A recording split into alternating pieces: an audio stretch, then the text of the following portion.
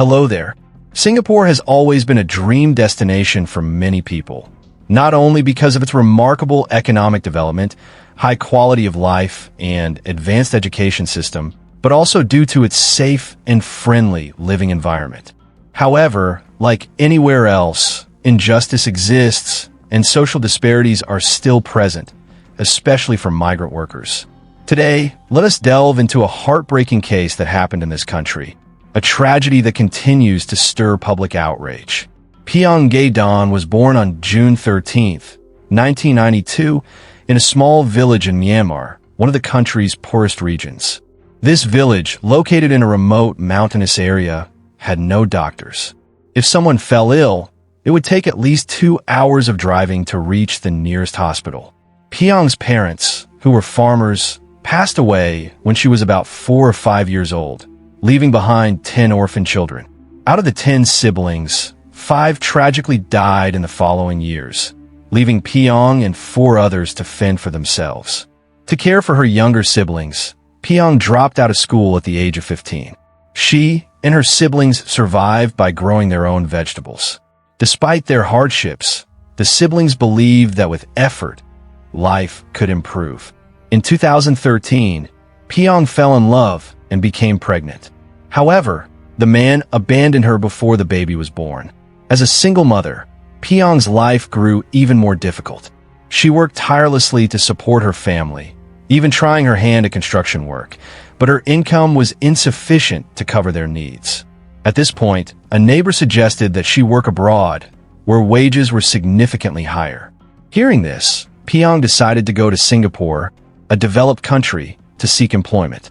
She chose Singapore because of its fast-paced lifestyle, where busy residents often hired domestic helpers for household chores. The demand for domestic workers in Singapore was high, with numerous employment agencies facilitating such jobs. Moreover, the wages in Singapore were better than in most other countries, making it a preferred destination for foreign workers seeking better opportunities. According to Singapore's Ministry of Manpower, at the time, the country's population was about 5.54 million, with around 230,000 domestic workers, constituting roughly 5% of the population. Most of these workers came from India, Indonesia, the Philippines, Sri Lanka, and Piang's homeland, Myanmar. Although Piang was eager to work in Singapore, the country required 4 domestic workers to be at least 23 years old. At 22, Piang bribed an agency to falsify her documents, enabling her to secure employment in Singapore. In May 2015, Piang left her 2-year-old son in the care of her siblings and traveled alone to Singapore. She arrived in this foreign land with the hope of saving enough money within 3 years to return home by land and improve her family's life. Hell on earth. Upon arriving in Singapore, Piang, like other domestic workers, attended a series of training courses. Shortly after, on May 28th, she was hired by an Indian family living in a 3-bedroom home in Bishan, Singapore. Owning such a home in land-scarce Singapore indicated a relatively affluent lifestyle. The household consisted of 36-year-old homemaker Gayatri Murugan, her husband Kevin, a police officer, their 4-year-old daughter, and a newborn son. Also living with them were Gayathiri's 57-year-old mother, Prema, and 2 other tenants. The family had previously employed 4 other domestic helpers, none of whom stayed long. Piang moved into the household with just a few belongings. While Singaporean law required employers to provide free accommodation for foreign domestic workers, the crowded house left Piang with minimal privacy. She had to sleep either in the storage room or a small corner of the house. Exhausted but determined to support her family, she endured the challenges and began her new life. Initially, Piang seemed content with her new job, unaware that it was the beginning of a nightmare. Living with the Gayathiri family felt like being imprisoned. Aside from critical tasks, Piang was not allowed to leave the house. While other domestic workers in Singapore often gathered on their days off to connect with fellow compatriots, Piang was never seen at such gatherings. No one knew the extent of her suffering or the cruelty she endured. Gayathiri prohibited Piang from using a phone to prevent any contact with the outside world and denied her even a single day off. Believing Piang to be unhygienic, Gayathiri forced her to wear multiple masks while doing household chores, including during meals. If Pyong ate too slowly, she would be scolded. As a result, Pyong often had to force food down quickly. Prema, instead of intervening, joined her daughter in mistreating Pyong. By October 2015, Pyong had been working for the family for 5 months. The psychological abuse had escalated into physical violence. Any minor mistake or mood swings from Gayathiri or her mother would result in Pyong being beaten, slapped, or punched. Despite her petite frame, Pyong bore the pain silently, thinking of her family waiting for her in Myanmar. Singaporean regulations mandated that employers send domestic workers for health checkups every 6 months. During these checkups in the 6th and 10th months, doctors noticed bruises on Pyong's body. Each time, the family claimed that Pyong was clumsy and frequently injured herself. The employment agency, suspicious of these claims, conducted investigations but found nothing unusual. They also interviewed Pyong twice but failed to uncover the truth. Meanwhile, Kevin frequently complained to Singapore's Ministry of Manpower about Pyong's slow work and poor attitude. However, when asked if they wanted to replace her, Kevin refused. The family had no intention of letting go of someone as compliant as Pyong, who never retaliated despite the abuse. Over time, Pyong endured increasing abuse from the family she worked for. They allowed her only a single slice of bread and a glass of water per day, with less than 5 hours of sleep each night. Despite her immense suffering, Pyong remained silent. During her time working for Gayathiri, she secretly called her family several times, but never disclosed the abuse she was facing. On July 12, 2016, Pyong made another clandestine call to her family, but this time was different. She expressed feeling extremely uncomfortable and longing to return home, hoping to leave by August. To return her hometown in Myanmar, Pyong needed to fly from Singapore to Yangon, travel to a northern city, and then take a bus to her rural village, a journey that would take several days. August coincided with the monsoon season, making mountain roads particularly hazardous. Her family advised her to wait until the dry season, but Pyong seemed undeterred by the danger, only concerned about lacking the money for travel. Her family assumed that her strong desire to return stemmed from missing her son or struggling to adjust to life abroad. They didn't realize the dire reality of her situation. Unfortunately, Gayathiri discovered this phone call. Naturally, she wouldn't let Pyong escape so easily. Gayathiri's cruelty escalated, such as dousing Pyong with water or pressing a hot iron against her skin. To prevent Pyong from escaping, Gayathiri even tied her hands to a window grill and forced her to sleep on the floor. By July 25th, Pyong had been working for the family for over a year. On that day, Gayathiri opened the fridge and accused Pyong of stealing food after noticing something seemed missing. She then began another brutal beating. Despite Pyong's desperate pleas for mercy, Gayathiri showed no intention of stopping. The following morning, for reasons unknown, Gayathiri resumed the assault. Pyong, already weak from the previous day's beating, could hardly defend herself. Gayathiri paid no heed to her frailty, dragging Pyong by her hair and ruthlessly stomping on her head and neck, causing severe injuries. Still unsatisfied, when Pyong stopped responding, Gayathiri tightened her grip around her neck. Believing Pyong was pretending to be dead to avoid chores, the heartless woman refused to stop. A tragic death. By 7:30 a.m., after her husband Kevin left for work, Gayathiri and her mother realized something was wrong. They attempted to revive Pyong, but to no avail. Around 9:30 a.m., following her mother's suggestion, Gayathiri called a nearby clinic, reporting that their maid had collapsed in the kitchen and requested a doctor's visit. The clinic advised her to call an ambulance, but Gayathiri refused. Left with no choice, the clinic sent a doctor to their home. While waiting, they dressed Pyong in relatively clean clothes and moved her to the living room sofa. Upon arrival, the doctor examined Pyong and declared her dead. Feigning surprise, Gayathiri and her mother claimed Pyong had been moving just moments earlier. The doctor immediately contacted the hospital and the police. When medical personnel arrived, they officially pronounced Pyong aged 24, dead. An autopsy revealed Pyong's cause of death as oxygen deprivation and brain damage caused by trauma to her neck. Additionally, 78 injuries, both new and old, were found on her body. Standing at 145 centimeters tall, Pyong weighed 39 kilograms upon arriving in Singapore, but had withered to just 24 kilograms due to severe malnutrition.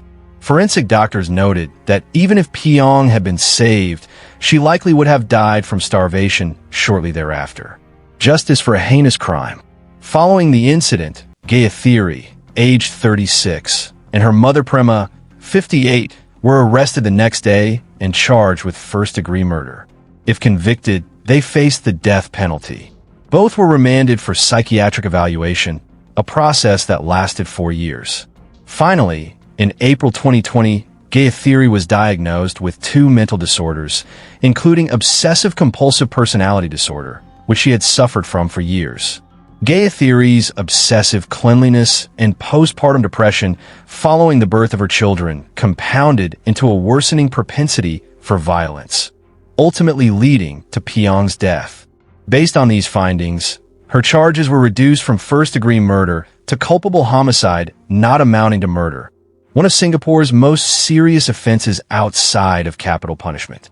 Conviction could result in life imprisonment or up to 20 years in prison, along with caning or a fine. However, as a woman, Gayathiri would not face caning. On February 23, 2021, the case was brought before Singapore's High Court. Gayathiri, now 40, pleaded guilty to culpable homicide and 27 charges related to abusing and injuring Pyong. The trial also addressed 87 other allegations of maid abuse.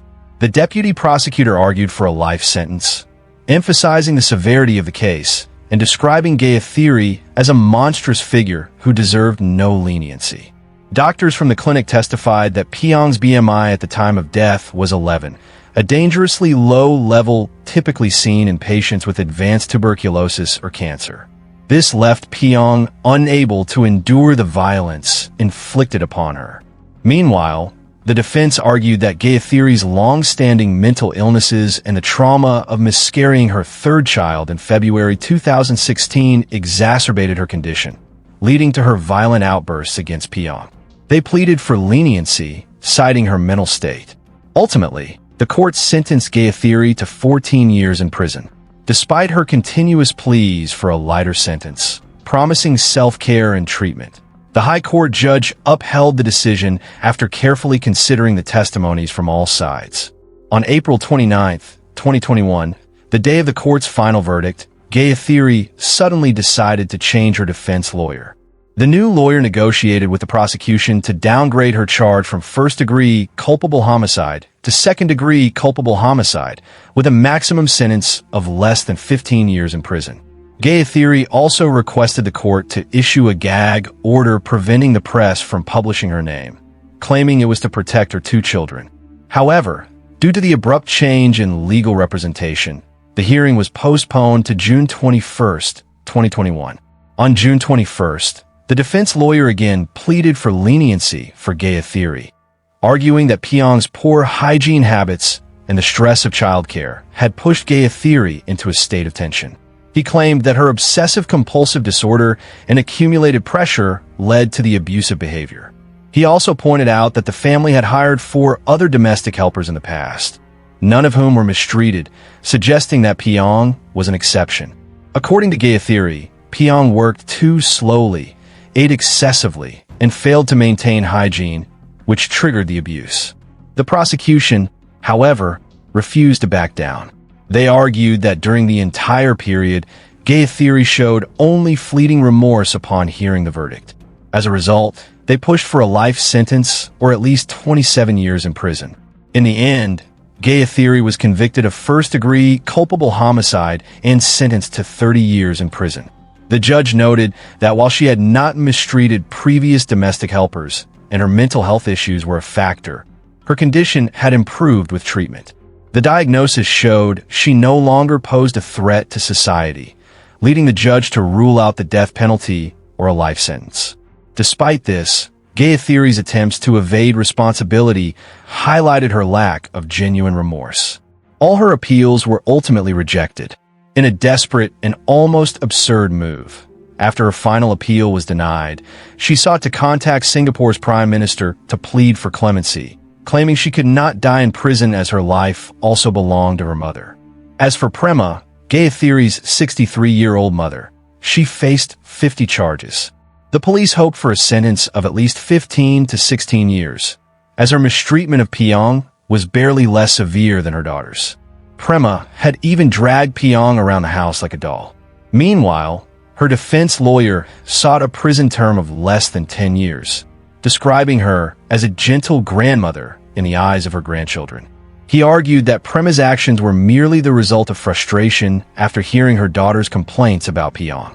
He also claimed Prema showed kindness by occasionally giving Piong food and applying medicine to her injuries. The judge, however, found Prema's cruel treatment of Piong to be undeniable. Although Piong could no longer testify, surveillance footage captured the cold and heartless actions of both women leading up to Piong's death. The evidence showed them slapping her, pushing her to the ground, stepping on her, pouring water on her, beating her with a belt, and hitting her with a chopping board. Gayathiri even assaulted Piong in front of her children. With such overwhelming evidence, Prema was sentenced to 14 years in prison. In June 2023, her sentence was extended to 17 years after it was revealed that she had instructed her son-in-law, Kevin, to dismantle the surveillance cameras to destroy evidence. The damning surveillance footage came to light thanks to Prema's son and daughter-in-law, who handed it over to the police. After realizing the cameras had recorded everything, Prema tried to hide the evidence. She directed Kevin to dismantle the cameras and gave the hard drive to her daughter-in-law, Isabella, without disclosing its contents. Prema simply told Isabella to dispose of it. Unaware of its importance, Isabella gave the camera to her husband, Prema's son, who then passed it to a friend for safekeeping. When the police visited Isabella's home, she and her husband voluntarily handed over the hard drive. This provided critical evidence to charge the family. Kevin, Gayathiri's husband and a former police officer, was suspended from duty following the incident in 2016. He faced 5 charges, including 4 for voluntarily causing grievous harm to Piong. If convicted, he could face over 10 years in prison, caning, or fines. The 5th charge accused him of giving false statements during the investigation to protect his wife and mother-in-law. At Prema's urging, Kevin dismantled the cameras and claimed it had been done months earlier at the request of other tenants. This blatant attempt to obstruct justice only further cemented his role in the crime. In July 2023, 44-year-old Kevin denied all allegations against him. To prepare additional evidence, he posted a bail of 15,000 Singapore dollars. On November 30th of the same year, the court released CCTV footage showing Gayathiri and Prema repeatedly abusing Piong. In the video, Kevin is seen standing outside, watching passively without intervening. Kevin's trial is still ongoing. In January 2020, Kevin officially divorced his wife. This case has sparked widespread outrage across Singapore and even internationally. Mrs. Wu, a neighbor of Gayathiri, shared her observations. Every domestic worker hired by Gayathiri's family was always masked. When Piong first came to their household, Mrs. Wu noticed that she was neither overweight nor underweight. However, just a few months later, when she saw Piong again, the girl had lost a shocking amount of weight. At first, Mrs. Wu thought Gayathiri had hired a new helper. Another neighbor, Sally, revealed that Piong looked as frail as a 10-year-old child, with bruises visible on her face. She also knew that Kevin was a police officer, so when 4 or 5 officers came to the scene on the day of the incident, she assumed they were Kevin's friends visiting. Other neighbors were equally shocked by Piong's death, as there had been no unusual noises that night, and nothing seemed amiss in their daily lives. Unforgettable wounds.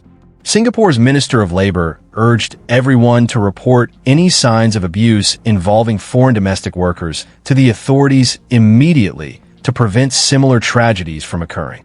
The ones most heartbroken and devastated were undoubtedly Piong's family back in Myanmar. After the incident, her brother flew to Singapore to bring her body back home. All expenses and insurance payments were covered by the Ministry of Labor in Singapore. Many Singaporeans actively participated in donation drives to support Piong's grieving family, particularly her young child. These efforts raised a total of 30,000 Singapore dollars, collected by a welfare organization for foreign women.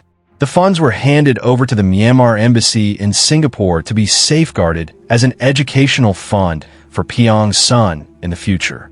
Piong's brother stated that he would wait until Piong's son was older before telling him the truth about his mother's death. He vowed to teach the boy to live with kindness, saying, "Hatred only breeds more hatred." 2 months after Piong's death, a new episode of the investigative documentary series 101 is aired, focusing on the lives of domestic workers in Singapore. It highlighted other harrowing cases of workers being confined, sexually assaulted, or exploited by unscrupulous recruitment agencies, problems that are sadly not uncommon. However, there are also stories of workers who were fortunate enough to find kind employers and lead better lives. This case sent shockwaves throughout society, prompting deep reflection on the plight of migrant laborers. These individuals leave their homelands, carrying dreams of improving their families' lives, only to arrive in unfamiliar cities, or even countries they've never known, where their realities often contrast starkly with their hopes. Tragic cases like Piong's expose the injustices and abuse they sometimes endure. These workers, who occupy the lowest rungs of society, have dreams, families, pain, and hope. They are not faceless labor machines. Every corner of society should shine a light on them and accord them the dignity and fairness they deserve, not leave them to languish in darkness. And with that, today's case comes to an end. What are your thoughts on this story? Share your opinions in the comments below. Don't forget to like and subscribe to the channel. Your support motivates us to produce new videos every day. For now, goodbye, and see you next time.